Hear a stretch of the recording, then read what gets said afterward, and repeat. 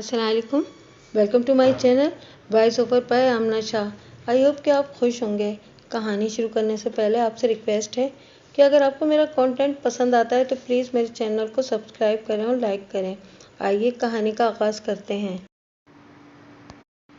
हनीफू और 65 के ड्राइवर सलीम के मुश्तरका बयान के मुताबिक वो नामालूम दराज कद बंदा 8 मई की सपहर लालपुर से कस्बा जलालपुर पहुंचा था। इससे पहले से जलालपुर में कभी नहीं देखा गया था। 8 और 9 मई की दरमियानी शब खिज़िर चाचा और उसकी बीवी सलीमा को बेदर्दी से कत्ल कर दिया गया था।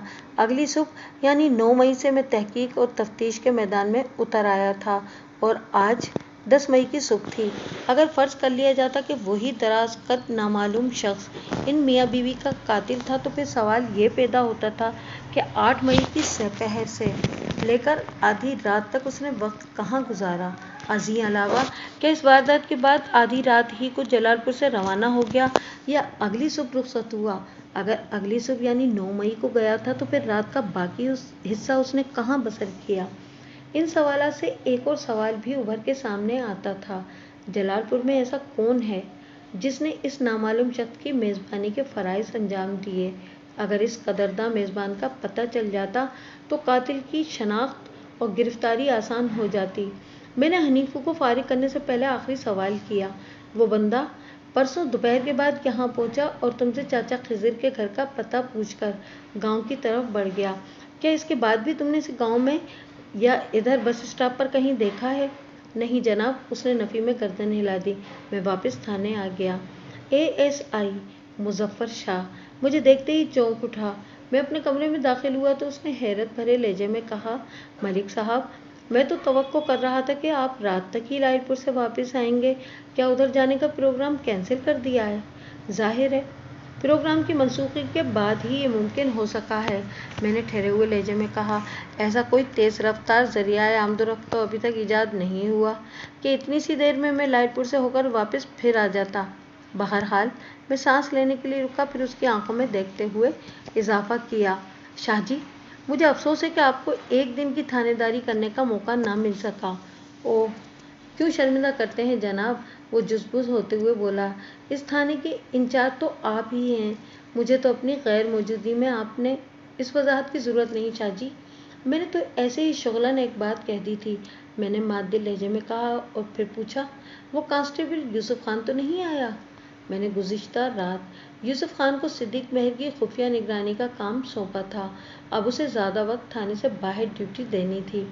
मेरे जहन में इस वक्त खिज़िर चाचा, सलीमा और दराज कामत अजनबी के मेज़बान के हवाले से मुख्तलिफ सवालात सर उभार रहे थे और एक अजीब सी खिचड़ी पक रही थी। इसीलिए मैंने मुजफ्फर शाह से शाह यूसुफ खान के बारे में पूछ लिया था। उसने जवाब दिया, मलिक साहब, वो आपके रवाना होने के फ़ौरन बाद थाने आया था। जब उसे पता चला कि आप जा चुके हैं तो वो चला गया। मैंने महसूस किया कि वो आपसे कोई ज़रूरी बात करना चाहता था। ठीक है, मैंने एक गहरी सांस खारिज करते हुए कहा, आप अपने मामूल की ड्यूटी पर लग जाएं और किसी बंदे को भेजकर यूसुफ खान को बुला लें। मैं देखूं तो सही आपके अंदाजे के मुताबिक मुझसे कौन सी ज़रूरी बात करना चाहता है। एएसआई मेरे कमरे से निकल गया। ठीक 10 मिनट के बाद यूसुफ खान मेरे सामने मौजूद था। वो मुजफ्फर शाह की तलाश के नतीजे में नहीं मिला था, बल्कि वो मुझसे मिलने के लिए खुद ही इधर आ रहा था। उसने छूटते ही पूछा, मलिक साहब, आप लालपुर नहीं गए? गया था और पलक झपकते में वापस भी आ गया। मैंने इसे बैठने का इशारा करते हुए कहा, मुझे पता चला है तुम पहले भी मुझे तलाश करते हुए इधर आए थे। हालांकि तुम्हें तो मैंने रात ही को बता दिया था कि सुबह मुझे लालपुर जाना है और वापसी शाम तक होगी। मैंने लम्हाती तवक्कुफ किया और फिर इजाफा करते हुए कहा, खैरियत तो है ना? तुम बड़े पुरजोश नज़र आ रहे हो, कोई ख़ास खबर है? बहुत ही ख़ास मलिक साहब, वो आवाज़ को धीमा रखते हुए पुरअसरार लहजे में बोला। अगरचे मुझे पता था कि आपको आज लालपुर जाना है, लेकिन बात इतनी अहम है कि मैंने सोचा शायद अभी आप थाने से ना निकले हों, इसलिए इधर आ गया था। मुजफ्फर साहब ने बताया कि आप थाने से रवाना हो गए हैं तो मैं सीधा बस स्टैंड पहुंच गया। बाबू सुल्तान से आपके बारे में दरियाफ्त किया तो पता चला कि आपने लालपुर जाने का प्रोग्राम कैंसिल कर दिया है और हनीफू शरबत वाले से पूछगछ कर रहे हैं। मैं हनीफू के पास पहुंचा तो मालूम हुआ कि आप वापस थाने आ गए हैं। اور میں بھی گھوم پھر کر آپ کے پاس آ گیا ہوں۔ میں نے اپنی دونوں کوہنیاں میز پر ٹکائیں اور آگے کو جھکتے ہوئے کانسٹیبل سے دریافت کیا، یہ تفصیل تو رہی ایک طرف، تم مجھے یہ بتاؤ کہ وہ خاص خبر کون سی ہے جس نے تمہیں میری تلاش میں دوڑایا تھا؟ وہ رازدارانہ انداز میں بولا، اس خبر کا تعلق صدیق مہر کے ایک خفیہ مہمان سے ہے۔ خفیہ مہمان؟ میں نے الجھن زدہ نظروں سے اسے گھورا۔ اس نے بدستور دھیمے لہجے میں بتایا، صدیق مہر نے اپنی زمینوں پر ایک چھوٹا سا ڈیرا بنایا ہوا ہے جس کی دیکھ بھال داور نامی ایک بندہ کرتا ہے۔ داور زمین وغیرہ کی نگرانی کے لیے ادھر ڈیرے پر ہی رہتا ہے۔ میں نے جس خفیہ مہمان کا ذکر کیا ہے نا، وہ ایک رات اس ڈیرے پر گزار کر گیا ہے۔ بات کو گھما پھرا کر نہیں کرو یوسف خان، میں نے اس کا بیان مکمل ہونے سے پہلے ہی کہہ دیا۔ سادہ الفاظ میں مجھے بتاؤ کہ وہ مہمان کون تھا، کہاں سے آیا تھا، اور ایک رات صدیق مہر کے ڈیرے پر گزارنے کے بعد وہ کہاں چلا گیا؟ لائل پور سے آنے والے دراز قامت اجنبی کے حوالے سے میرے ذہن میں کھلبلی مچی ہوئی تھی، اور یوسف کی بات سن کر میرا ذہن کہہ رہا تھا کہ وہ یقیناً اسی شخص کا تذکرہ کر رہا ہے۔ وہ مجھے بتانے لگا، ملک صاحب، یہ کسی کو معلوم نہیں کہ وہ مہمان کہاں سے آیا تھا اور واپس کہاں چلا گیا۔ میں نے جو تفتیش کی ہے اس کے مطابق 8 مئی کی دوپہر کے بعد یعنی پرسوں وہ شخص جلال پور پہنچا تھا اور اس نے سیدھا صدیق مہر کے ڈیرے کا رخ کیا تھا۔ وہ صدیق مہر کا ایک ایسا مہمان تھا جسے صدیق مہر نے اپنے گھر نہیں آنے دیا بلکہ خود ڈیرے پر جا کر اس سے ملاقات کی۔ صدیق مہر اس دن کوئی گھنٹہ بھر ڈیرے پر رہا، پھر اپنے گھر واپس آ گیا۔ اگلی صبح وہ مہمان نہایت ہی خفیہ طور پر غائب ہو گیا۔ میں یہی بات آپ کو بتانا چاہ رہا تھا جناب۔ کیا اس رات ڈیرے کا نگران داور بھی ڈیرے پر ہی رہا تھا؟ کانسٹیبل کے خاموش ہونے پر میں نے سوال کیا۔ جی ہاں، یوسف نے اس بات میں گردن ہلائی۔ داور اور اس بندے نے ایک ساتھ وہ رات ڈیرے پر گزاری تھی، بلکہ جب صدیق مہر اپنے مہمان سے ملنے ڈیرے پر پہنچا تو اس دوران میں بھی داور وہیں موجود رہا تھا۔ ظاہر ہے تم نے شخص کو تو نہیں دیکھا، میں نے گہری سنجیدگی سے کہا، لیکن اس کے حلیے اور قد و قامت کے بارے میں تو کچھ پتہ چلا ہوگا؟ یوسف خان نے جی ملک صاحب کہتے ہوئے مجھے بتانا شروع کیا تو میرے رگوں پہ میں ایک سنسنی سی دوڑنے لگی۔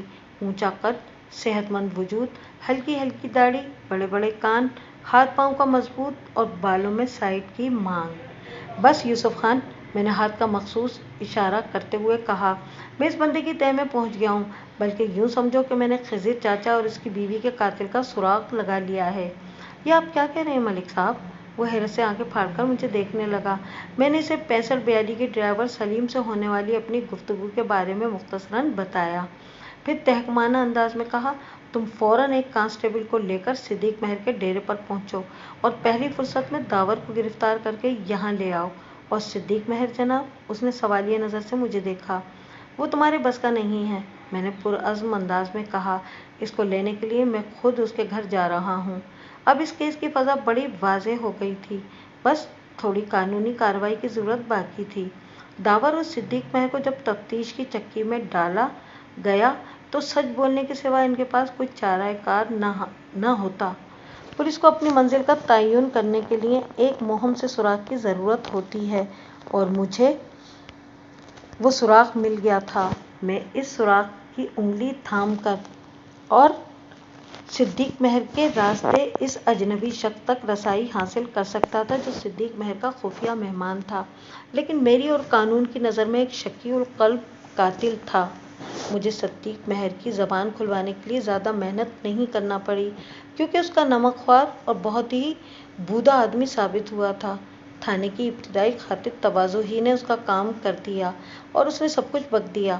اس دراز قامت شخص کا نام اکرام جٹ تھا، اور اس نے جو کچھ بھی کیا تھا وہ صدیق مہر کے حکم پر ہی کیا تھا۔